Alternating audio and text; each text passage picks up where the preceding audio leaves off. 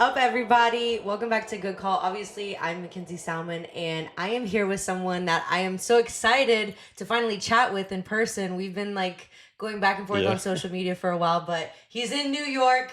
He's not here for the Knicks or the World Cup, but he just so happens to be here at the perfect time. So, welcome to the city. Yeah, hey everyone. My name is Angel. People call me Queso, so whatever you guys want to call me, that's fine. Angel But Queso yeah, I'm Quesada. excited. I'm in New York. This was unexpected, but we made it work, and yeah, it's been crazy, guys. I'm sitting here. I'm like, this whole world and city is like upside down right now. Yeah. Well, we are going to be chatting about quite a few things today, but this man's story is extremely inspiring. And whether you are someone who is very mature in your faith or someone just curious about what it looks like to walk with God, I think that this story is going to meet you where you are. And Queso is a content creator and entrepreneur. He uses his platform to spread the gospel every single day. He lives in Orlando, Florida, and I'm so grateful to have him here today. Again, thank you for being on Good Call. I'm glad we could finally make this work. Appreciate you having me. So before we get into everything, I just want people to kind of know who you are beyond the content. So you were born in Puerto Rico, moved to Texas, then Florida. So what was it like before the content part of it? What was it like growing up for you? What do you remember most about your childhood? Oh man, that's a very people don't ask me that, which is kind of crazy because it's like everyone sees social media and you're in that public space. It's like everyone just knows you for who you are on camera and stuff, but not behind the scenes. And me, I mean, I've been blessed, have great parents. Something that they always instilled faith in my life, and I had a very, very blessed childhood. Also, I love sports. I loved basketball, so I actually played a lot of basketball. Yeah, rocking the Knicks. Go Knicks! Shout out Air Apostle. Thank you for sending me this. Yeah. And so I loved basketball growing up. So I used to hoop every single day for hours. I was actually trying to play professionally overseas, and played my whole life. That was my thing. I loved playing basketball. I trained actually with professional players, a couple of players that played for Puerto Rico on the national team, and then Arizona and different colleges in the U.S. And so I was doing that, high school, AAU, all that stuff. And, that's kind of when everything started to change, and the time where I found God in my life, because it was around high school. I think it was around my senior year of high school. So you were what, 18? Yeah, I was about 17, 18, okay. Just turning 18, and basketball, I got injured. So basketball was so big. I was doing good, but then I kept getting hit with injuries. Yeah. And everything just collapsed. It was so much. I went through so much stuff. It was the coaches. It was just coaches were being rude and mean, and no surprise there. It was insane. But I had to have that moment, take that time, and make a decision. And so I decided to quit playing basketball. And then I was in that place where I'm like, okay, I'm about to be 18, about to graduate high school. I have no idea what I'm doing with my life, and I was struggling. I'm not gonna lie. It was I was struggling with depression and anxiety and fear, and just really just overwhelmed. And it was oh my gosh, I made basketball my identity. Yeah. And that's crazy to hear, because I grew up playing basketball, as you can imagine, being from Indiana. Okay, you're born with the ball in your hand, and when you're not WNBA or NBA material, it's okay, what do I do with my life? What is next? So I definitely get that. It's a crazy feeling, wondering, what am I going to do with my life? Yeah, and that's where, I don't know, I can't explain it, but I feel like God was just tugging on me around that time. I grew up in the faith. I went to church, went to Catholic church and regular non-denominational church. And I had a relationship with God, but I would say, I've had a pastor say it like this. I would have called myself a Christian atheist. Okay. Where it was I knew about God, but I lived like he didn't exist. Interesting. Okay. So around that time, I got into drinking, clubbing, and just partying and stuff. And this is when you got into the YouTube, TikTok scene. Yes. And so then that was actually my senior year of high school. So right when I turned 18, it was crazy. Went through a breakup. It was always a mess. breakup, man. I know, right? Broke my heart. Got broken up with on my birthday. Savage. It's crazy. I know. And I was like, I literally treated this person so good, but whatever. Water under the bridge. But after that, I was just like, I was just going through it. I was going through it. I was having a rough time. And then that's when I started to go to church. And, I'm sitting, I'm like, I don't know what I'm doing in my life. And so I started going to church, just this church close to me. And I remember one service that just changed my life forever. And I'm about to graduate. Like, this is me about to graduate the same month. Yep. And I go and I felt like so much peace. And I felt Jesus. Like, I had an encounter with God in that place. And I was literally there for like hours, like just stuck there in God's presence. And that marked and changed my life forever. And I gave my life to Christ that day. I got baptized. I got baptized in literally like jeans and a polo shirt. Hey, man, whatever works. Yeah, I went like all in. I had nothing. Come as you are. Yeah, I was like, you know what? I'm just jumping. And it was so powerful though, because my life literally changed right after that. And I mean, there's a whole lot to it. The thing with like social media. I remember I went to this actually, what's crazy? Treasure Wilson? Yeah. I went to high school with her. I feel like you told me that at one point. You told me that. Shout out Treasure. It's crazy to see how big she's gotten because of that podcast and in the show. No, it is what it is. She was like on Happy Gilmore too, and I was sitting there, I was like, what? And on Madden, I'm playing the game, and I was like, is that Treasure? And so she did YouTube. She was just having fun in high school. She would make YouTube videos. So I would be in her YouTube videos. And I fell in love with it. I was like, oh my God, this is so much fun. I want to do this.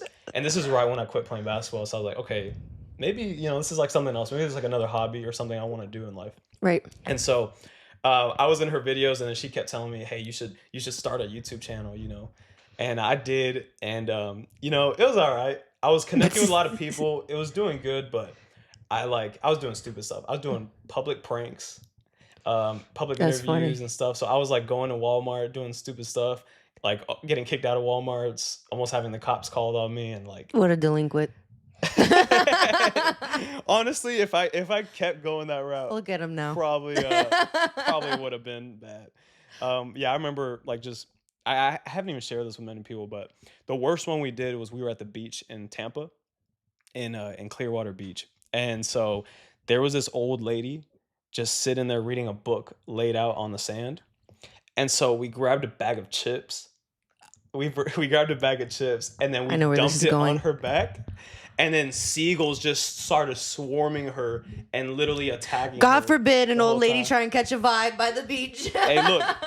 But then, and I had not unfortunately, but I had to delete the video because she called the cops.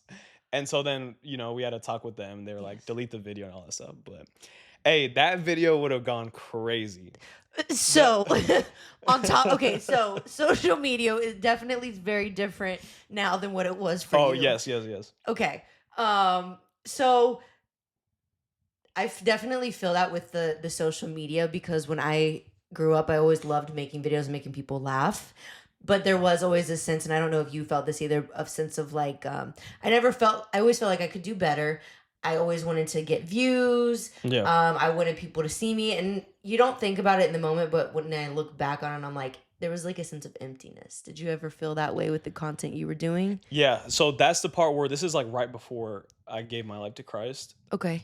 And this is still my senior year of high school. And, I'm doing this, I'm chasing fame and money. And I thought that, I was going to be like being successful and having a lot of money and being famous was going to make me happy. Right. And I'm chasing these things. And it's crazy because doors were opening up. I'm getting connected with some of the biggest content creators, YouTubers, like big people. And I'm sitting there and I'm like, oh snap, like I'm about to make it. But in that time, I felt so empty, and I was just struggling with depression and anxiety. And I remember then that's when I was just searching for peace, and for purpose in life. It's crazy because I'm sitting there with all these successful people, these big creators, and they were miserable. Yeah. They were miserable. They couldn't even be sober for one day. Like the whole day they were on weed, on drugs, on everything. drunk, like on everything. And I'm sitting there thinking that, oh my God, like this is the life I want. And as I was chasing that, I felt so empty inside and felt like there was no, like, I was like, what's the purpose of life? Like, there's no, I'm like, is this all that there is to life? Yeah, because ugh, what a sad life. And right, but from the outside, everyone's like, oh, this is the glamorous, like, this is Yeah. the best lifestyle and all this stuff. Till you pull back the curtain and you're like, ooh, And I it's don't like that. and so as I saw these things, and that's when I went to church and I started to really follow, start to focus on my relationship with God, and Right. I gave my life to Jesus, and man, I felt so much peace, so much joy in my life, Good, and good. like my life changed forever. And it's crazy because I quit social media, and I remember I gave my life to God, and God was like, put it down.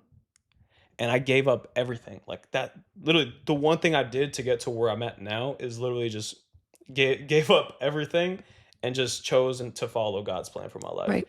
And as I was doing that, I was plugged in at church. I was serving at church, learning the Bible, reading my Bible, praying, growing my walk with God, learning about God's love. And I had so much fun. It was amazing. And I just started college in that time. So, Okay. I'm in Orlando. I just started school. I'm on fire for God. And about 8 months into that, then God told me to get back on social media. Okay. And Okay. so I get back on social media, and this is like 2019. Okay. So TikTok's going crazy, but it was just the dances. Like, Is this when you did the Daddy Yankee? okay, Got no, saved? no, no, no, no, no. That was a Okay, little bit later. okay. That was a little bit later. Okay, That okay. went crazy, but um, so I felt like God tugging me to get back on social media, but to talk about Jesus, like to talk about God and make videos about God on social media Okay. and spread love and positivity. And so I started doing that, and in literally 3 weeks, I blew up. Like, it was crazy. Like, I had 2 videos hit 1 million views in one day, What? and then I grew 100,000 followers on TikTok in one day. Okay, I have that on here. I did some research. Yeah. Okay. She knows me then.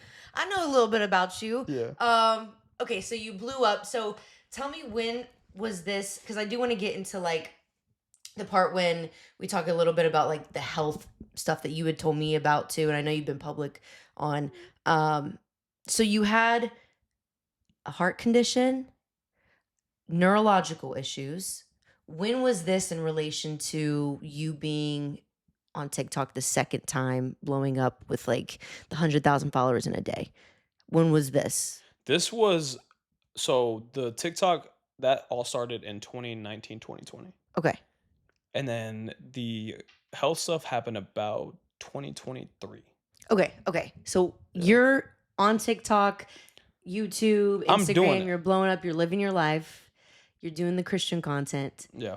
So when did the health stuff come along and bring me to take us to that? Yeah. And so, that was a very, chaotic time because I'm sitting there and I'm doing it. Like, God's using me. Videos are doing really good. Millions of people were hearing about Jesus. And this is like peak, like, Christian content. Like, I guess I was one of the first people to start. Yeah. It was only maybe like a couple other people, like Bryce Crawford and them. Like, it was just like us and like 20 other young people in the whole US. Yeah. And, we're going at it, we're doing this, making videos, content, living that whole influencer, but doing it God's way and actually like making a big impact in people's lives. And as I'm doing all these things, God's using me. I'm starting to preach. I'm starting to speak. I was doing a lot of stuff with the youth. So I was speaking a lot to the youth and really trying to make an impact in their lives. And as I'm doing it, I got hit with a heart condition called SVT. Um, and it was insane. Like, my heart rate would go to like the 200s, like that. Oh I my would be gosh. speaking and I get hit with a get hit with like a little heart attack. And I couldn't breathe, felt like I was dying. Like, it was insane. And I would have these every single week, like driving, like it was Oh my crazy. gosh. And so it took about 8 months for doctors to figure out what it was. Then they found out it was SVT. And then I had a heart surgery. So then I get the heart surgery, right? And I take about a month or two to rehab and to recover. And then I do that. And then I get back into doing the stuff I was doing. So then as I'm going into, just getting back to my life, I get hit with this nerve chronic head pain. And it was like, it was bad. Like, it was almost as like I was getting stabbed with a pencil in my head. And it was every second of every single day. Like, it was excruciating. I went to 9 different doctors in Florida and nobody could help me. They even had to literally cut into my head. Like, I have a scar now. They literally had to cut into there to grab cells and all this stuff to do research. And That's so scary. they couldn't figure it out or help. And I'm like, dang, they just cut into my head for no reason. I was like, that's crazy. I was like, that's crazy. So y'all did nothing with Yeah, that. no, literally. And so, it was Oh. rough. This was like, 2023 was a hard thing. 2024, I'm just going to doctors for a whole year. I pretty much had to put everything on pause. Like, I was doing live streaming, TikTok, like I was doing a bunch of stuff. And I had to literally put everything on pause to focus on my health because like it was bad. Like, people on camera or on the live streams would be like, yo, are you okay? And it was just like, this is me at 22, 23 years old. And I'm over here like I have the energy of a 70-year-old. Like, it was crazy. And so it took about a year, nothing, they couldn't find anything. So then about 2024, 2025, that's when they found out it was something called thoracic outlet syndrome and blood clots. So this is crazy. Like, I go to Puerto Rico because I'm from Puerto Rico. So I went to Puerto Rico to visit family. I come back, and this time, right, I'm still just the pain. I'm just dealing with it, and so I come back from Puerto Rico, and about a week later, my arm swells up and turns purple, like out of nowhere. That is And so, terrifying. it was heavy, like I couldn't even move it. So then I'm sitting there, and I'm like, what in the world's going on? So I should have probably gone to the ER immediately, but I waited like Bro. I waited look, I waited like 3 days. Stop. I waited like 3 days, and I remember like I was talking to a friend, I was just like, "Yo, like look at my arm, like it's still jacked up, right? It's still jacked up." And then I'm still swollen. yeah, and it was like, Oh "Yo, like my gosh. you need to go to the Yo. ER right now." So then look, yo, this is where it goes crazy. So I go to the ER. Okay. They find 2 blood clots. That could have gotten to your heart. I could have died. So look, so it was crazy. So they found 2 blood Fam. clots. They find 2 blood clots. I was there for a week in the hospital, just stuck there. The worst experience of my life. Like, it was insane. And so I'm sitting there a whole week in the hospital. They don't know what's going on. Like, the doctors are like going like in shock because they've never seen anything like this. So then they see this blood clot in my left arm, and then they do a surgery. I come back a couple weeks later to get the checkups, and they look at everything. The clots grow back. Like, they removed they removed the clots, and then they grow back. That does not happen. So then I'm sitting there, and I'm just like, oh my God, what's going on? So then that whole next month, I would literally was like a lab rat. Like, they were doing research and tests every single day, Monday through Friday, doctor's appointments after doctor's appointments. And I pretty much spent like this was already a whole year of like. This sounds like a long time. Were you 19, 20? I was 23. So you were young. Oh no, it gets worse. It doesn't just stop there. So then literally it doesn't stop there. So then literally look. So they do all this research. They find out it was a condition called thoracic outlet syndrome, Okay. which was causing. It's hard to explain. But Markelle Fultz had the same thing. Okay. That's why he can't shoot. Like, that's why his thing is his crying. jumper's all jacked up. But it's basically the first rib and the vein were clashed together. Like, that junk looked like burnt barbecue. Like, it was bad. And so there was no blood flow going into my left arm. That's why it was swelling. Oh. And so literally, like, there's no blood flow going to my left arm for months. So then they find out it was thoracic outlet syndrome, and the rib was causing the issue. So then they had to take the rib out. They take the first rib out, and they took 2 neck muscles to basically open up the blood flow in the vein to save the arm. But it's crazy because in that time, doctors, like, I went through different doctors. Like, it was crazy. They didn't know what to do and how to help. Like, everything was just like a guess. That's terrifying. And so after that, though, the surgery worked, and my arm got better. It was less swollen, but Then after that, I had to do 2 more surgeries because they had to basically kind of like clean the vein out. Mm-hmm. So then I was bedridden for like 8 months. Okay, so what was your faith like during this time? Were you just like, God, where are you? Are you like, okay, everything's gonna be okay? Were you like, I'm gonna die? Like, where? I can imagine the roller coaster that at least I feel like I would have been in. Yeah. What were you like during all of Oh this? man, I was a mess. I was a mess. Not just the health, like it was the heart thing. Like I haven't had a break. I'm just better now. Like I haven't had a break in like 3 4 years. So it was one thing after another, one thing after another, And in that time, man, I was struggling with my faith. I went from being the Christian content creator, influencer, the leader, the spiritual leader, and the people that everyone goes to me for prayer and for encouragement, things like that. And I was broken.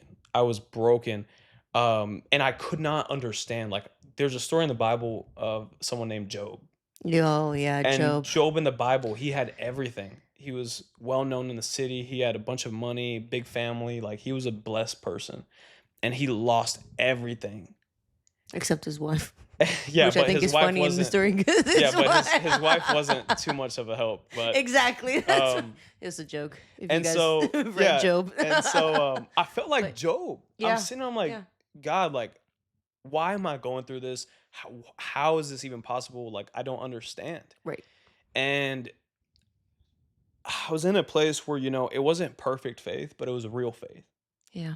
And it was in that place of like, God, I don't understand. I don't know why I'm going through this. I hate this. This makes no sense. I don't know where you are. Like, where are you at? Yeah. But I had to make that decision where it's like, you know what? I don't understand, but God, I'm gonna trust you. Right. It doesn't make sense. It doesn't look good, but you're a good God and you love me and you have good plans for my life. So even Right. if everything looks like disaster and chaos, I'm gonna just choose to trust and follow you. Because what else are you gonna do? Right. I'm like, I'm sitting there in the hospital, is Like about to you die. have Like, who nothing. else am I gonna call on? Like Right. we're like, nobody can bring somebody back from the dead except Jesus. Yeah. And what's So, crazy too is like when you say you almost died or you could have died, like you legit mean you could have died. oh Like yeah, it's yeah, not like all dramatic, like, oh, I could have died. No, like, yeah. They don't know how I'm alive and that's or how I'm it's just even. crazy. Yeah, they don't know what to do. I and I they're like, we're just gonna test on this guy and hope that That's this what works. they're doing. Oh my gosh. This part of your story is one thing that I really love, and I feel like it is proof that God doesn't waste anything. Um, you had this dream of being a content creator. You took a break, then you came back, and God still put that desire in your heart, but with a different purpose, which I feel like was beautiful. And you blow up, you get so many followers in a day. You're still being used by God despite the health conditions. He still got you through Yeah, that, and he saved you, healed you physically, right? yeah, You're good now. yeah. I'm good. Okay. I'm healed. God healed Okay. me, Praise and the Lord. but it was crazy because that, like, it was the worst thing that could happen to me, but the best thing that could happen to me. It was, I'm sure, very Because humbling, and you it got changed really deep my in your faith. perspective and how I grew closer to God and just learned so much about life. Yeah. And that's what really helped me because now, like, yo, like, I'm chilling. Like, You're like, no, I've been through the lows. I'm like, You're like, I got every day. Look, I'm out the it. hospital. Like, every day is good. Like, I can go outside. I can Right. go to the bodegas here in New York. He just did right before this. The subway was kind of scary, but I'm A getting little used sketch. to it. Oh, okay. If you were in the hospital for a long time, the subways ain't nothing, man. You got Yeah. this. But I wrote this down too, and one of my favorite verses, I even have it up there on my fridge. I've had it for a long time. Is Romans 8:28, Yeah. and we know that in all things, God works for the good of those who love Him, who have been called according to His purpose. And I feel like, again, despite the depression, the health issues, the social media, God still used you, and it was cool that He brought that desire to be back on social media to you again, but kind of on His terms. So, Yeah. And it's in his way too. exactly, which Yeah. is so beautiful. And timing. And And that's I think that's the biggest thing I had to learn. And that's what I'm realizing now. I'm realizing, like, after going through all that crazy stuff, it turned into such a crazy story, but he's getting all the glory from it. And it's a crazy testimony. So I've been able to, go on TV, podcasts, share yeah, on social media to so many people. and share what God did in my life, and how He can do that for everyone else as well, and just show that God's plan doesn't make sense, but as long as you're breathing, He has a plan for you, Yeah. and He's never done with you, and so Right. Well, hey man, that's what faith is. It's having the trust in him when things yep, don't always make sense. But all right, y'all. So we're gonna wrap up part one of this conversation. I want everybody to come back for part two. We're not yep. going anywhere. We're gonna get into some of the questions that matter when it comes to applying your faith, your walk with God. So we will see you all in part two. Peace.